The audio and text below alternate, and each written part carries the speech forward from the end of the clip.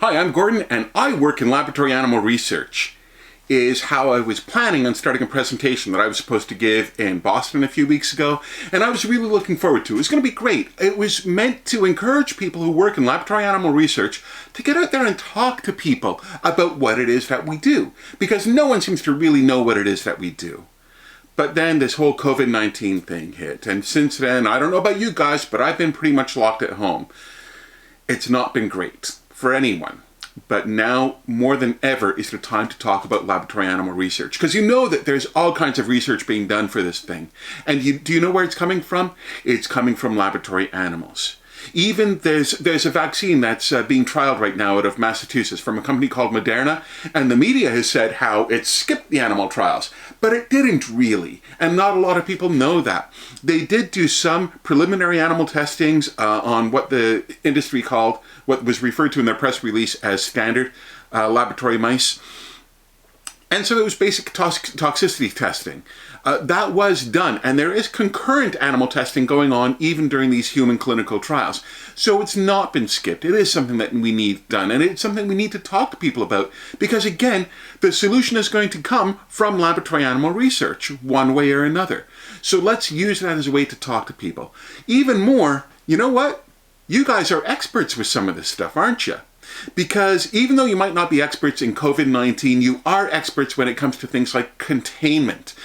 We understand how it works in this field because we have the cages with their filter tops on them. We have the biosafety cabinets and the animal transfer stations. We know how to wear PPE properly. Heck, we know how to wash our hands properly. It seemed to me like up until a few weeks ago, apparently no one else knew how to wash their hands. And I gotta tell you, most people had never even heard the term N95 before.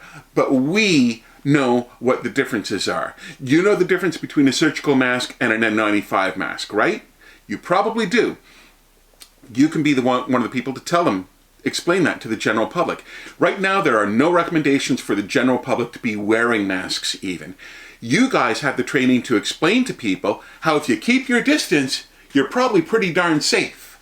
And you can leave then the N95s for the people who really need them.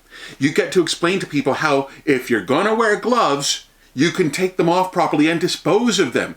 Because if you look at the parking lots, apparently people think that once you take them off, you have to throw them down on the ground.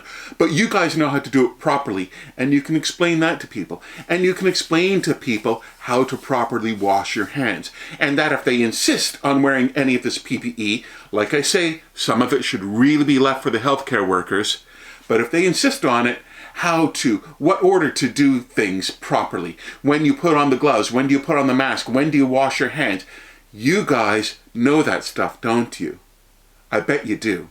I bet you that this can be an opportunity for you to show your professional training and open up a conversation with your friends, with your family, with your neighbors about laboratory animal research.